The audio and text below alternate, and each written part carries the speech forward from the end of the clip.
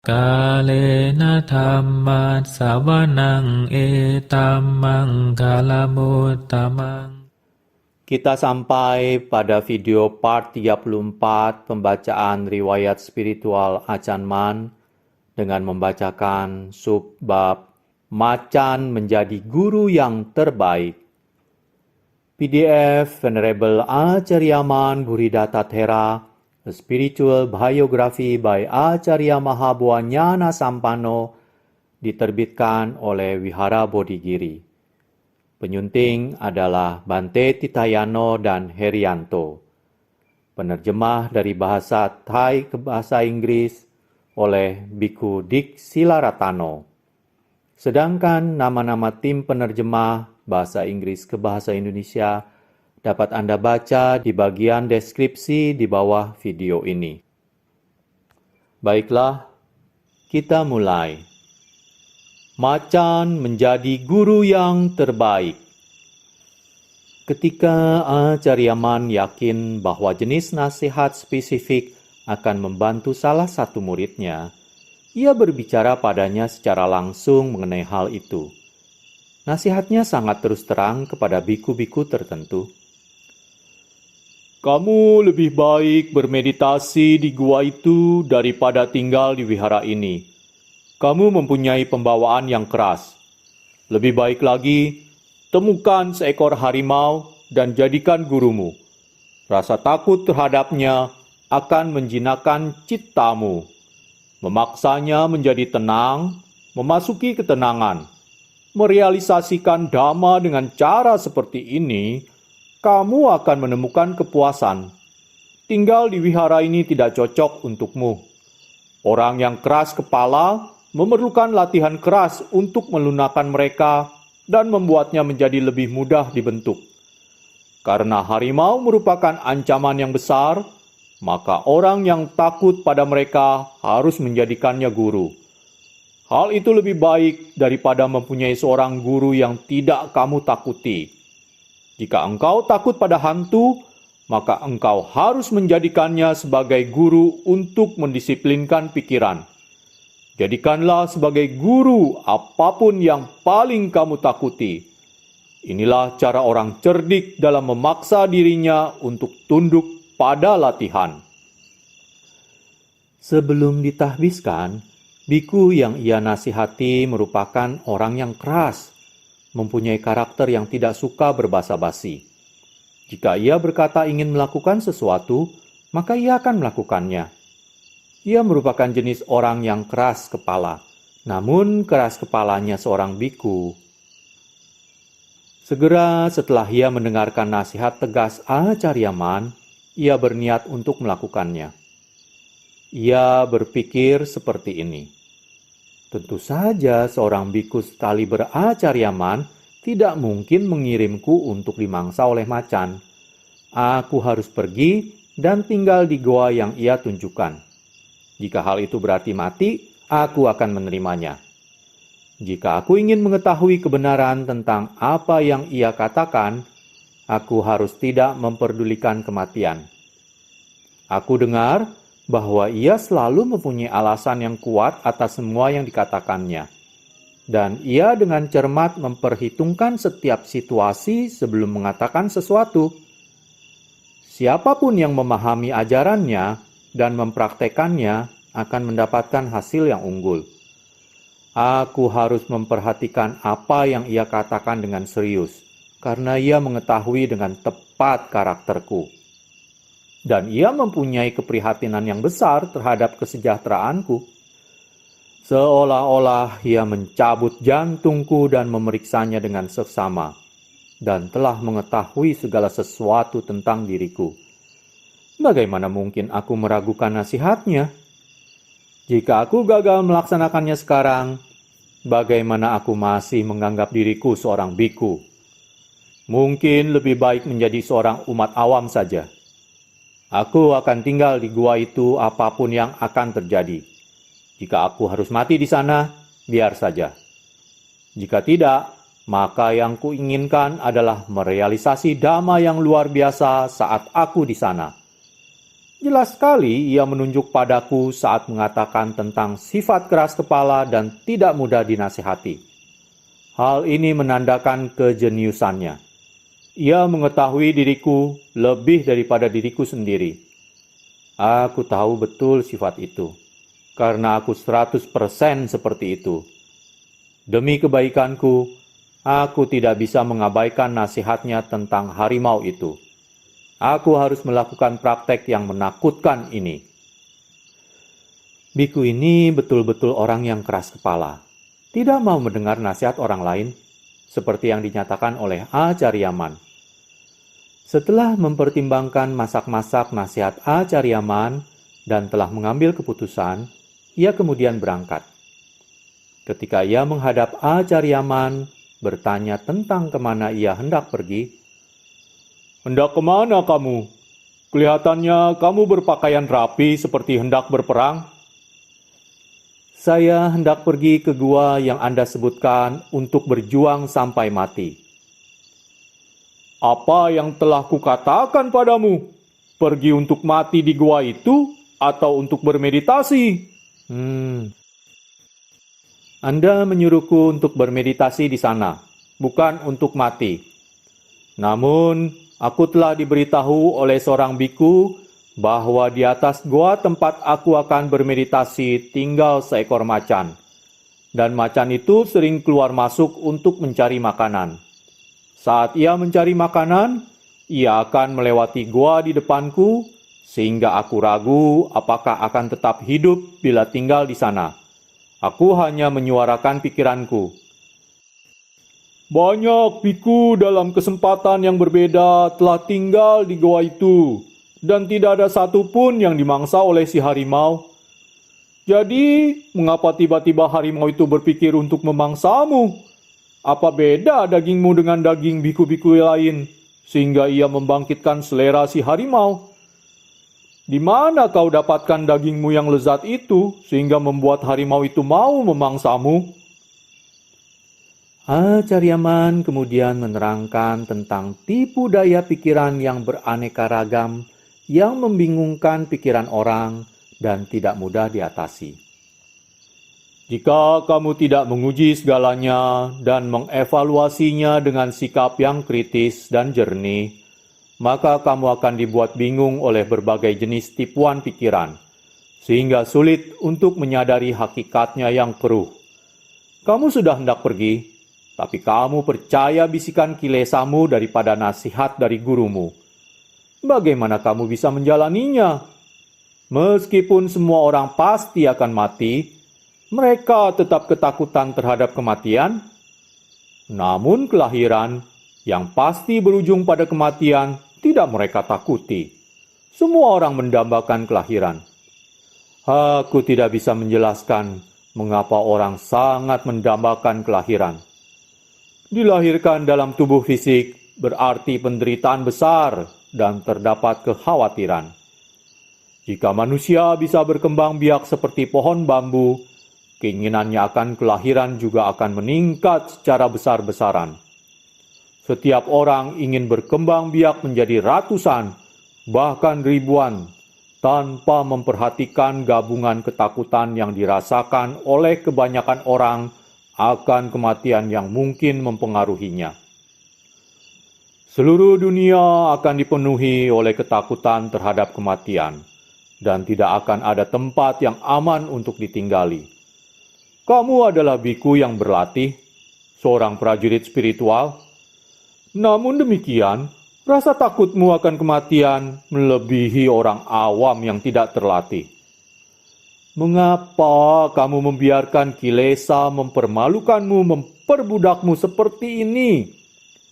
Kamu mempunyai kewaspadaan dan kebijaksanaan untuk mempertahankan dirimu. Mengapa tidak kamu lakukan? Lawanlah, buru kilesa yang menyusup di dalam batinmu. Dengan demikian, akan kau sadari betapa bodohnya dirimu telah dibutakan untuk melayani kehendak si kilesa. Tidak sadar akan kekuasaannya atas dirimu. Jika kamu tidak siap mati, maka janganlah memasuki medan peperangan. Hanya dengan keberanian menghadapi kematian, maka engkau akan dapat mengalahkan musuhmu. Jika kamu berkehendak untuk mengatasi dukkha dengan memahami sifatnya yang sejati, kamu harus melihat ketakutanmu terhadap kematian sebagai salah satu bentuk duka yang ditimbulkan oleh kilesa yang bersemayam dalam batinmu.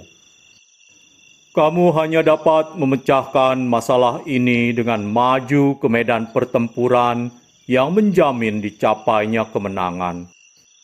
Seperti yang telah aku jelaskan, bertekunlah, maka kamu akan dapat menyadari akibat merugikan dari ketakutan.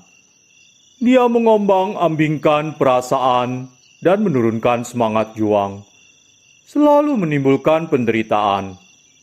Lebih baik mengambil sikap yang tegas sekarang. Jangan tunduk begitu saja kepada ketakutan, memeluknya erat-erat di dalam dadamu, dan membakar batinmu hingga kamu menangis dalam kesusahan. Jika kamu tidak tegas, maka kamu akan tetap menderita dalam waktu yang tidak terbatas di masa datang.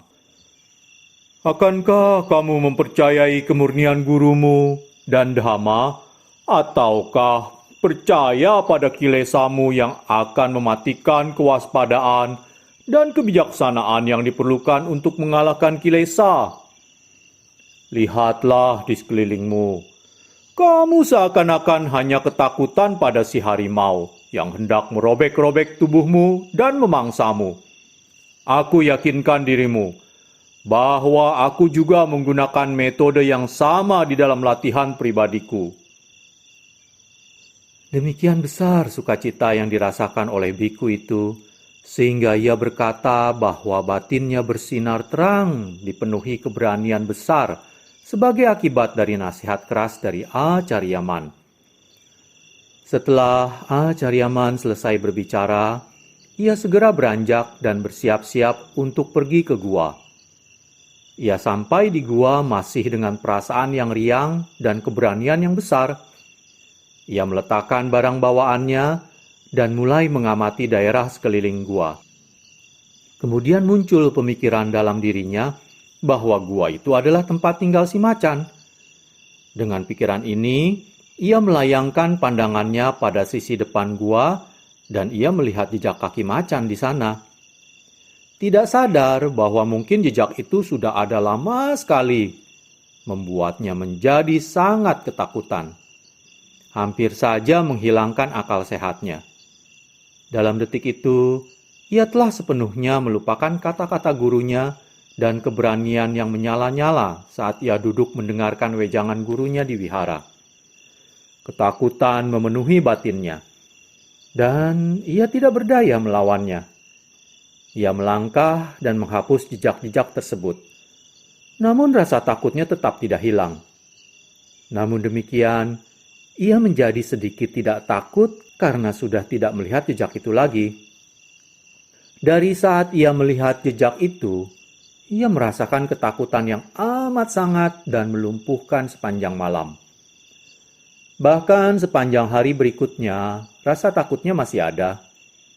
Namun ketakutan itu menjadi semakin hebat ketika pada suatu malam, ia membayangkan daerah di sekitar gua itu dipenuhi dengan bayangan harimau yang sangat besar. Lebih parah lagi, malarianya kambuh dengan demam dan rasa dingin. Ia merasa seakan telah masuk ke dalam neraka dengan tiadanya kenyamanan fisik sama sekali. Namun sifat baiknya adalah ia tidak mau menyerah pada rasa takut tersebut dalam rangka mencari jalan keluar daripadanya.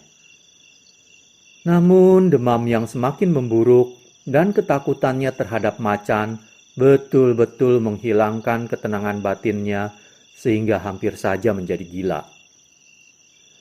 Dalam waktu yang agak lama, dia mengingat kembali nasihat Acaryaman yang membantu mengurangi api kesengsaraan yang melanda batinnya. Ketika gejala malaria menjadi semakin memburuk, ia mengingat kembali tekadnya untuk mati di tempat itu. Saat Acaryaman bertanya mau kemana aku, Aku menjawab bahwa aku akan mati di gua ini. Dan saat aku mendaki ke gua ini, seakan-akan aku melangkah di awan dan berketetapan untuk menghadapi kematian. Jadi, mengapa ketika aku sudah tiba di gua ini dan di depan rahang kematian, aku menjadi mengubah pikiranku dan tidak mau mati? Sekarang aku menjadi ketakutan terhadap kematian dan tidak bisa menguasai diriku. Aku masih sama seperti dahulu. Aku belum mengubah ketetapan batinku.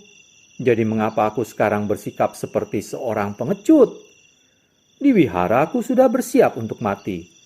Sekarang ketika aku sudah benar-benar berada di sini, aku telah mengubah pikiranku. Sekarang bagaimana? Putuskan sekarang juga. Jangan menunggu terlalu lama. Bagaimana dengan ini? Aku akan bermeditasi di tepian jurang yang curam. Jika kesadaranku hilang, biarlah aku terjatuh di dalam jurang dan mati, sehingga burung nazar dan lalat-lalat akan mengurus mayatku. Tidak perlu merepotkan orang desa dengan cara demikian. Tidak perlu seseorang mengurusi mayat biku yang tidak berguna ini. Kelemahanku bisa menjadi noda. Aku bisa juga bermeditasi di jalur yang dilintasi macan di depan gua. Aku akan mempermudah harimau itu jika ia hendak mencari makan. Ia dapat mengarahkan taringnya ke leherku yang tidak berguna ini dan menjadikanku cemilan malam ini. Mana yang kamu pilih? Cepat ambil keputusan. Ketetapannya bulat. Ia berjalan menuju tempat di muka goa dan berdiam sejenak menunggu timbulnya inspirasi. Menimbang-nimbang pilihannya, dan akhirnya dia memutuskan untuk memilih yang pertama, yaitu bermeditasi di tepian jurang, di dekat gua itu. Sedikit saja hilang kewaspadaannya, maka burung nazar dan lalat-lalat yang akan mengurusi mayatnya. Setelah diputuskan, ia berangkat dan mulai duduk, membelakangi tempat macan masuk dan keluar lewat gua itu. Ia mulai mengucapkan Buddho dengan penuh kewaspadaan, karena jika tidak, ia akan mati dalam sekejap. Sambil duduk dengan mengulang-ulang Buddho, ia menjaga kewaspadaan yang sangat intens dalam batinnya dan memeriksa ketakutan apa yang paling dominan dalam batinnya. Apakah terjatuh ke dalam jurang atau diserang oleh harimau? Ketika menjadi jelas bahwa ia lebih takut akan kejatuhan di dalam jurang, segera ia memusatkan kesadarannya dan berkonsentrasi dengan intens pada pengulangan Buddho atau perenungan tentang kematian, tergantung pada apa yang muncul di pikirannya pada saat itu. Bermeditasi dengan cara itu, dengan menghadapi risiko kematian, pikirannya menjadi terpusat sangat kuat, dan dengan cepat masuk ke dalam Appana Samadhi, yaitu suatu pencerapan meditasi yang sangat tenang. Dalam sekejap, ia telah terbebas dari perasaan takut yang menyelimutinya begitu lama. Yang tertinggal hanyalah pengetahuan mendasar tentang cipta yang berada dalam dirinya sendiri dengan segala keajaibannya. Ketakutan terhadap kematian sirna sama sekali. Jam menunjuk pukul 10 malam saat biku itu mencapai Appana Samadhi dan ia tidak keluar dari kondisi pencerapan itu sampai jam 10 keesokan paginya. Ketika membuka mata, ia melihat bahwa matahari telah separuh jalan di langit. Jadi tidak cukup waktu untuk berpindah patah. Maka ia tidak pergi ke desa untuk berpindah patah. Ia melewati hari itu tanpa makan. Ketika keluar dari samadhi, ia sadar bahwa tiada sedikit pun rasa takut lagi di batinnya.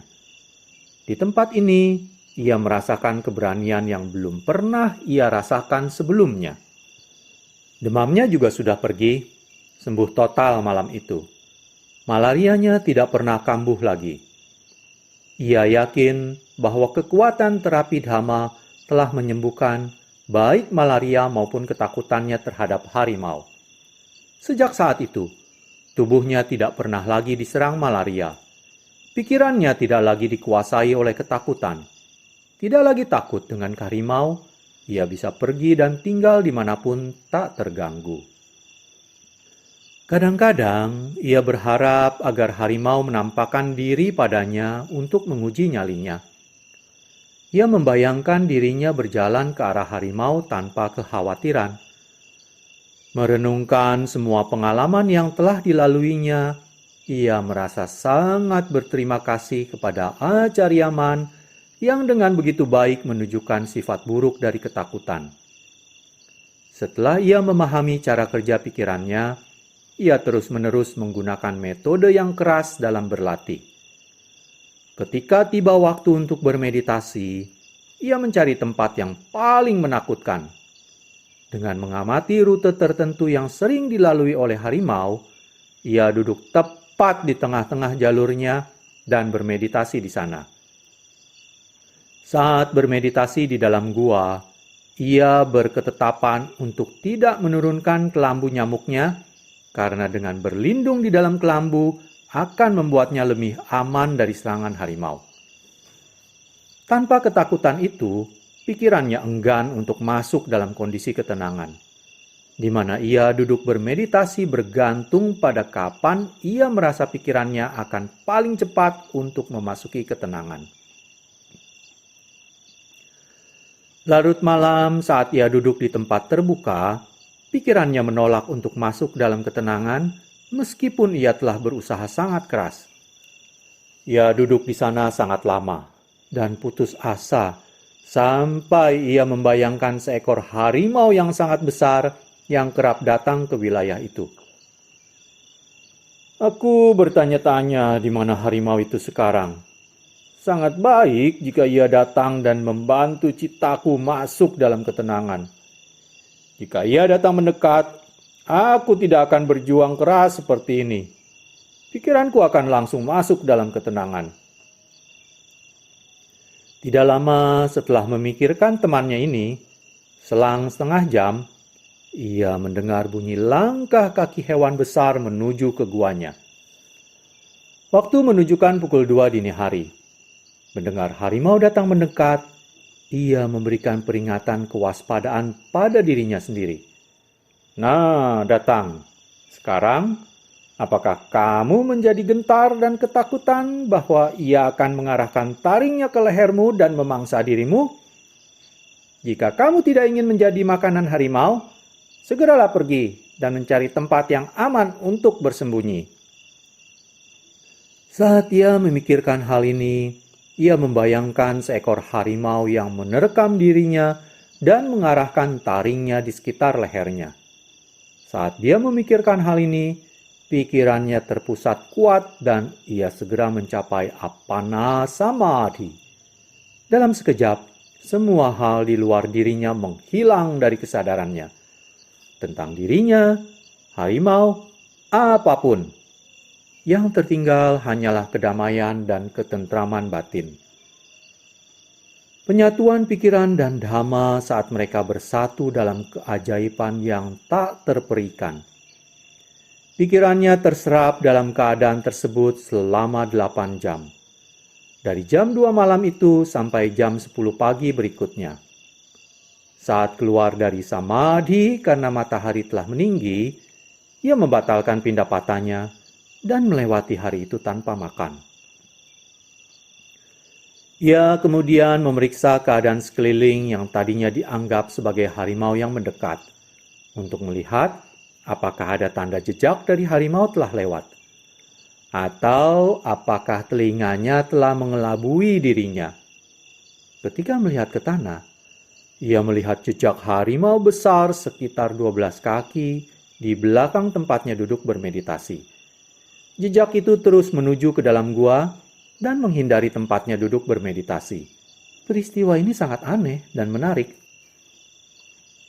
Pengalaman dalam Appana Samadhi saat cita sepenuhnya terserap dalam kondisi alaminya adalah pengalaman yang berbeda-beda bagi setiap individu. Beberapa orang bisa masuk dalam Appana dengan sangat cepat bagaikan orang yang terjatuh dalam sumur. Panca indera berhenti berfungsi pada saat seperti itu. Artinya, Mereka sama sekali tidak sadar akan cerapan objek di luar dirinya. Pikiran biku ini merupakan contoh dari jenis ini. Saat ia mencapai apana samadhi, semua persepsi eksternal sama sekali berhenti dari kesadarannya. Biku itu menerangkan bahwa pada saat ia masuk dalam apana samadhi, semua pencerapan terhenti. Dan baru sadar kembali pada objek eksternal saat ia keluar dari apana samadhi. Namun ia merasakan kesulitan yang sangat besar untuk mencapai pencerapan ini kalau tidak ada ancaman dari luar. Sebuah ancaman nyata memaksa pikirannya untuk terpusat dengan sangat cepat dalam beberapa detik sehingga mencapai pencerapan dan berada dalam kondisi alaminya. Ia berkata itulah alasannya sehingga ia senang mencari tempat-tempat yang menakutkan untuk bermeditasi. Aku menemukan bahwa hal ini merupakan cara yang enak untuk mengembangkan meditasiku. Berlatih di tempat-tempat yang menimbulkan rasa takut. Aku lebih suka kawasan pegunungan liar yang sering dikunjungi oleh harimau dan menjauh dari tempat yang tidak menakutkan. Seperti yang telah kamu ketahui, wilayah yang ada harimaunya cocok untuk orang dengan watak seperti diriku. Inilah yang menyebabkan aku sangat menyukai tempat seperti itu. Aku juga mempunyai pengalaman aneh lain ketika tinggal di gua itu. Selain mencoba untuk mengembangkan meditasi ketenangan yang sangat dalam, aku juga telah mengembangkan beberapa kesadaran supernatural. Sebagai contoh, beberapa dewa datang berkunjung untuk bercakap-cakap denganku. Lebih aneh lagi, kalau seseorang di desa meninggal dunia, aku segera tahu tentang hal itu. Meskipun aku tidak yakin dari mana kemampuan ini berasal, hal itu muncul saja secara spontan dalam batinku. Dan ketepatannya juga tinggi. Tak pernah aku meragukan hal itu. Guaku terletak 5 mil dari desa. Namun mereka tetap memintaku untuk memimpin upacara pemakaman yang sangat menggangguku. Begitu aku tahu akan ada penduduk yang meninggal, maka besoknya aku pasti akan berjalan sangat jauh ke dalam pemakaman desa. Dan pastinya penduduk desa datang untuk menggangguku lagi. Tak ada kata-kataku yang bisa mencegah mereka. Mereka berkata bahwa jarang terdapat biku di daerah itu, sehingga mereka tidak punya pilihan lain selain menggangguku. Mereka yakin bahwa orang yang wafat akan mendapatkan berkah yang besar jika yang memimpin upacara pemakamannya seorang biku. Aku bersimpati terhadap mereka sehingga akhirnya aku mau pergi. Pada masa puasa yang kuanggap sangat yang tepat bagi pelaksanaan meditasi yang intensif, aku tidak ingin sesuatu pun mengganggu latihanku. Namun kadang sesuatu datang mengganggu. Saat tinggal di gua, aku selalu bersandar kepada temanku si harimau untuk memberiku pendorong meditasi. Setiap malam ia selalu turun untuk mencari makan, seperti semua hewan lapar lainnya. Namun ia tidak pernah menaruh perhatian kepadaku, meskipun ia jalan tepat melewati diriku pada saat berangkat. Hanya ada satu rute jalan sehingga ia harus melewati jalan itu. Biku ini mempunyai kebiasaan yang sedikit tak lazim, yaitu keluar dari guanya pada waktu malam untuk duduk bermeditasi di atas sebuah batu di atas gunung. Ia nampak tak terganggu dengan bahaya dari hewan-hewan liar. Sesuai dengan temperamennya, ia senang berkelana di antara hewan-hewan liar. Aku telah memasukkan ceritanya di sini karena mengandung banyak pelajaran berharga. Ia berlatih dengan semangat yang tidak pernah kendur sampai ia bisa menyingkapkan kebenaran tentang pikirannya yang tidak jernih, sehingga mendisiplinkan pikirannya dan akhirnya mengendalikannya. Hal-hal yang dulunya ancaman, seperti harimau, sekarang justru menjadi kawan yang mendukung latihannya. Ia bisa menggunakan harimau liar, seekor makhluk yang tidak bisa diprediksi, untuk mengilhaminya dalam praktek meditasi. Dengan demikian, ia bisa mencapai hasil-hasil yang luar biasa. Suatu saat, Acharyaman tinggal di wihara Ban Nong Phyo. Ia merasa puas memberikan instruksi kepada para bhikkhu Dutangga di dalam asuhannya. Sebanyak 20 atau 30 orang bergabung bersamanya saat masa wasa. Meskipun jumlahnya bertambah, jarang terjadi konflik yang mengganggu dirinya. Setiap bhikkhu bertekad untuk berlatih dengan rajin dalam meditasinya. Suasana persaudaraan tumbuh dalam diri setiap bhikkhu yang disatukan oleh tujuan yang sama. Dengan damai, mereka berjalan ke desa untuk berpindah patah setiap pagi. Sungguh merupakan pemandangan yang sangat mengesankan. Sebuah balai didirikan di desa bagi para bhikkhu untuk membacakan parita pemberkahan setelah mereka menerima dana makanan. Setelah mereka kembali ke wihara, mereka menyantap makanannya dengan diam, duduk berjajar menurut urutan senioritas. Setelah selesai makan, para bhikkhu mencuci sendiri mangkuknya, mengeringkannya dan membalutnya dalam kain penutupnya, dan menyusunnya dengan rapi di tempatnya. Setelah tugas-tugas paginya selesai, setiap bhikkhu berpencar untuk mencari jalur meditasi di dalam hutan tempat ia berfokus pada meditasinya. Meditasi jalan atau duduk, apapun yang lebih ia sukai. Mereka bermeditasi sampai jam 4 siang, dan setelah itu mereka berkumpul di wihara untuk menyapu bersih lingkungan wihara. Selesai menyapu, mereka pergi ke sumur untuk menimba air dan mengisi tong-tong dengan air. Air untuk minum, air untuk mencuci kaki, dan air untuk mencuci mangkuk. Mandi yang cepat di sumur, kemudian diteruskan lagi dengan meditasi. Pada waktu malam, jika tidak ada pertemuan, maka mereka akan meneruskan meditasi sampai waktu untuk istirahat. Secara umum, Acharyaman mengadakan pertemuan setiap 7 hari sekali. Meskipun seorang bhikkhu yang menginginkan bimbingan pribadi bisa menemuinya kapanpun. Bhikkhu yang menginginkan pengarahan pribadi dianjurkan untuk menemui Acharyaman saat ia longgar, biasanya setelah makan pagi, pada awal petang, jam 5 sore, atau jam 8 malam.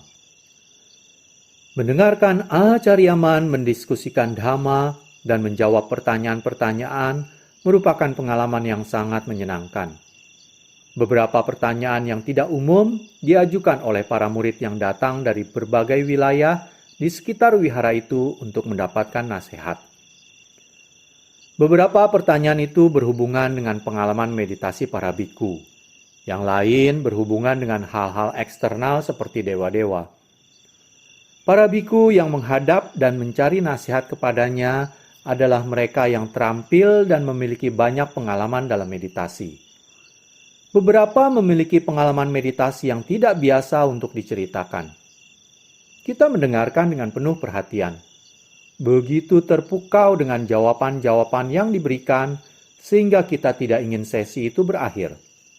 Setiap saat kami belajar sesuatu yang berharga, yang mengarahkan kami pada metode praktis untuk memperbaiki praktek meditasi, sehingga memberi kami kepuasan yang sangat besar. Dalam waktu-waktu tertentu, Acharyaman mengulangi cerita-cerita tentang dirinya di masa lalu. Ia menceritakan kehidupannya saat jadi umat awam. Bagaimana ia ditahbiskan, pertama sebagai samanera, kemudian sebagai seorang bhikkhu. Beberapa dari kisah ini begitu lucu sehingga membuat kami tertawa-tawa. Beberapa membuat kami sedih atas apa yang telah dialaminya. Dan beberapa tentang pencapaiannya sungguh luar biasa mengagumkan. Tinggal secara terus-menerus dengan seorang guru yang baik mempunyai beberapa manfaat nyata, besar. Dengan mengikuti teladannya perlahan-lahan, para siswanya bisa mengubah sikap-sikap dasar dan kelakuan mereka. Memperbaiki perilaku yang nampak dan menguatkan keterampilan batinnya, sedikit demi sedikit untuk menyamai beliau, sampai akhirnya kelakuannya betul-betul bersesuaian begitu serasi dengan sang guru. Lingkungan yang aman yang dia sediakan bagi para siswanya berarti bahwa latihan mereka tidak akan membuat tersesat. Pertemuan yang ajak dengan inspirasi-inspirasi yang diberikan olehnya perlahan-lahan membawa intisari dhamma untuk tertanam di dalam lubuk hati para siswanya. Kehadirannya yang tegas mengembangkan kontrol diri yang waspada, yang menguatkan kesadaran dan kebijaksanaan. Rasa takut mendorong para siswanya untuk menjaga benar-benar perilakunya dan pikirannya. Bahkan, seberapapun mereka berusaha, kadang ia memergoki mereka tertidur dan kemudian membuka kelemahan itu kepada semua orang. Betul-betul memalukan mengetahui kelemahan diri kita diekspos dengan cara seperti ini. Namun seorang biku harus menerima konsekuensi dari sebuah kelemahan untuk dikoreksi. Kami semua mengalami perasaan gembira yang luar biasa karena tinggal dan berlatih dengan Acharyaman. Namun jika kita memegang sebuah opini yang tak berdasar, kegirangan kita dengan mudahnya berubah menjadi kekecewaan. Karena pandangan salah itu selalu menjadi sebuah penghalang. Aku tidak bisa membicarakan orang lain, namun aku sendiri mempunyai watak yang keras, sehingga aku bersandar pada Acharyaman untuk membentuk karakterku. Dengan cara demikian, aku mendapatkan ruang bernapas saat kilesa mencoba untuk mencekikku.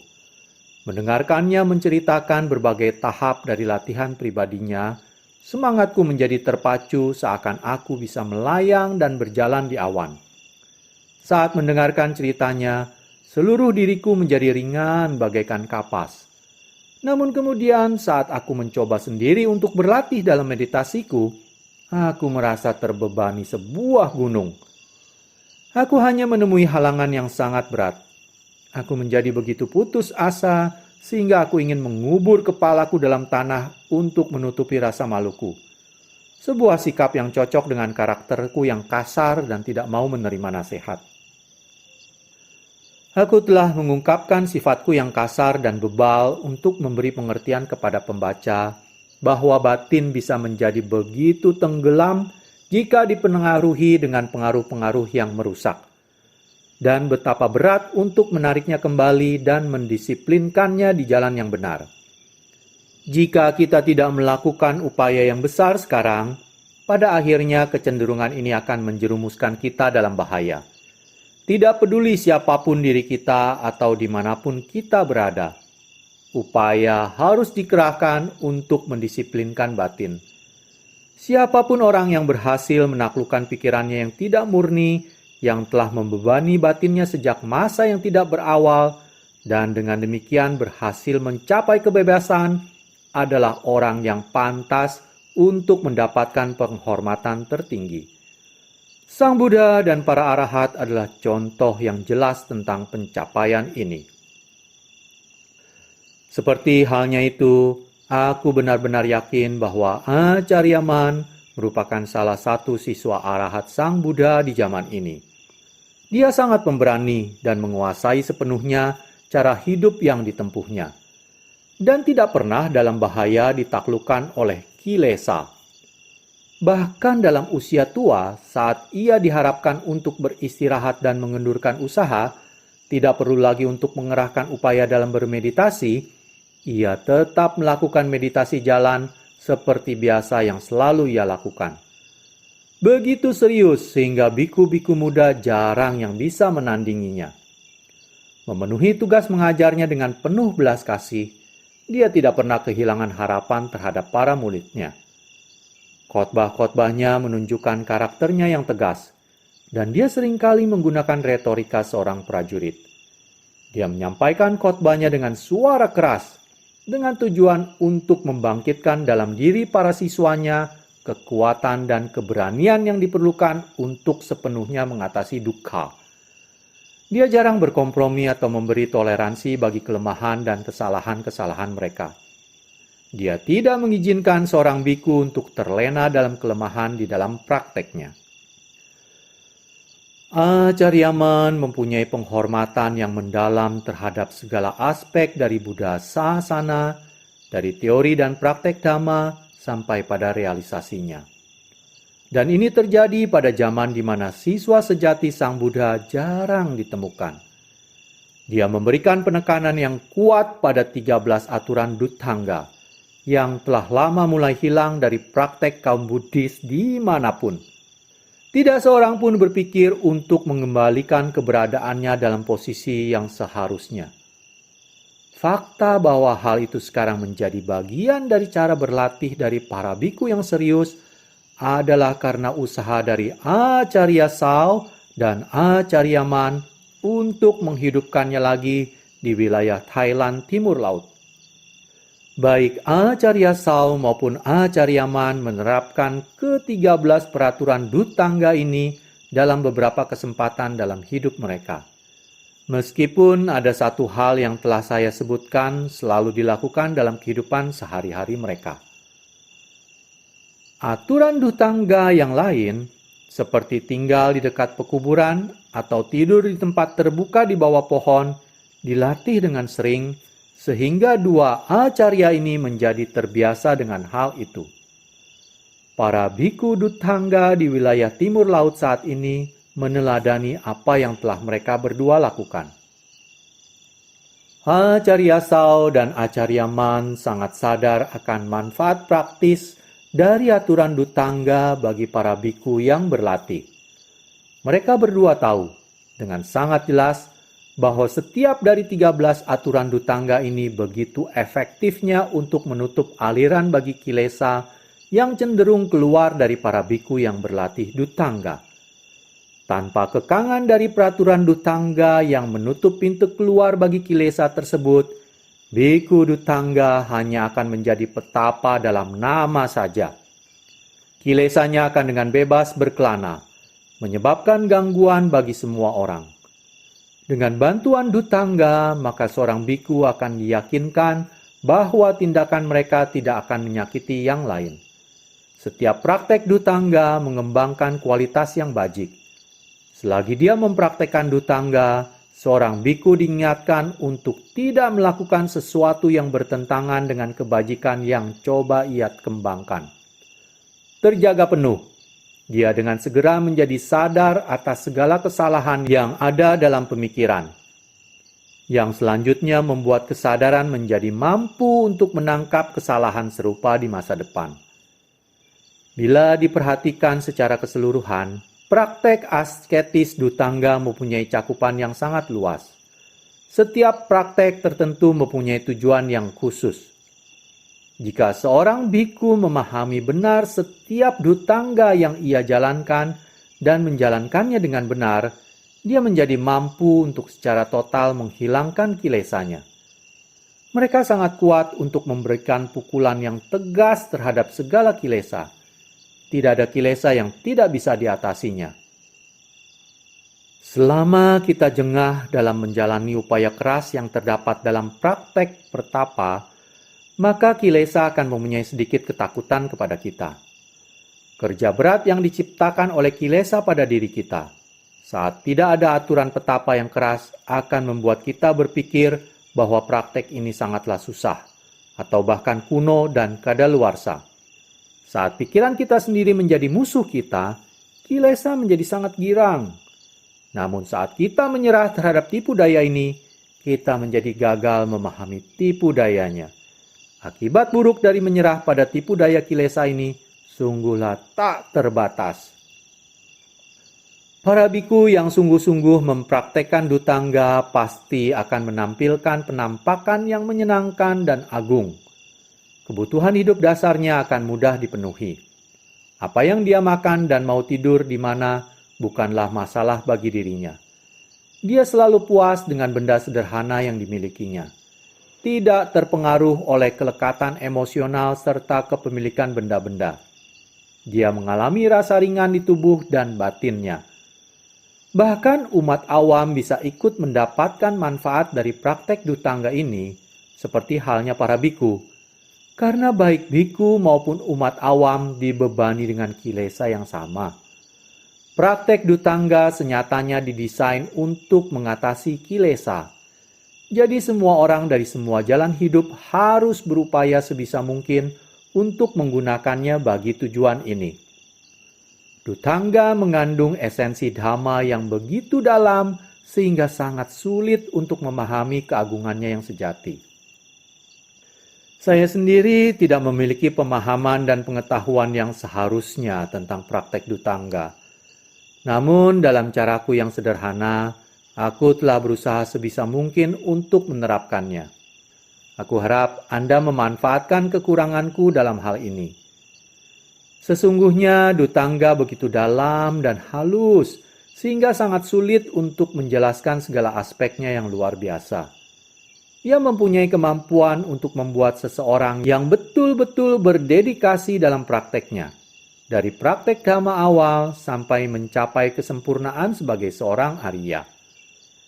Nyatanya tiada pencapaian dhamma yang tidak bisa diraih dengan dutangga. Sebagai seorang guru, Acarya Man selalu membimbing para siswanya untuk mempraktekkan latihan pertapaan ini, bahkan sampai di akhir hayatnya. Hanya ketika kekuatan fisiknya melemah, dia melepaskan praktek dutangga, bersamaan dengan dilepaskannya tubuh jasmaninya. Jelas bahwa dutangga adalah intisari praktek bagi mereka yang ingin memurnikan batinnya dari semua jejak kilesa. Kebenaran ini tak terbantahkan. Aku akan menahan diri dari memberikan detil dari setiap aspek aturan dutangga yang masing-masing mempunyai kebajikan khusus. Orang yang tertarik untuk mengetahuinya akan mengetahuinya bagi dirinya sendiri. Anda mungkin akan menemukan satu tingkat kehalusan yang meyakinkan dirimu sendiri ketimbang hanya sekedar membaca pengalaman orang lain. Aku telah mempraktekkan latihan ini sejak masa awalku sebagai seorang biku dutangga. Aku terus mendapatkan hasil-hasil yang baik sampai hari ini. Aku selalu menganggap mereka sebagai bagian inti dari seluruh latihanku.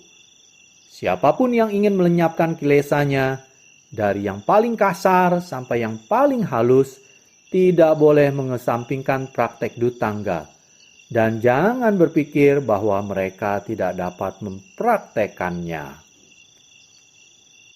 Kalena dhammat savanang etamang kalamutamang